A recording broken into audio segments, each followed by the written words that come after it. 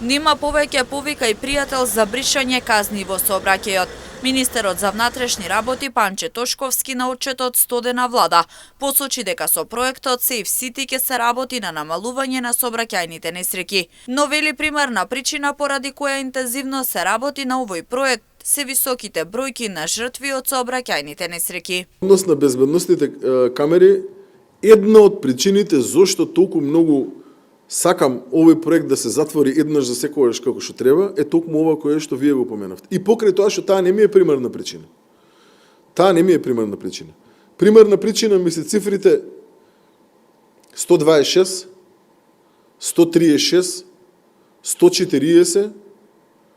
Овие цифри се број на жртви, кои што сме ги имале во изминатиот период, а овие жртви не се последица на војна или елементарна непогода, туку се последица на сообраќајни незгоди.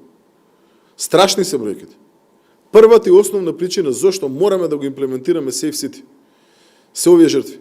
А најстрашното од се е што овие жртви, најголем дел се млади луѓе.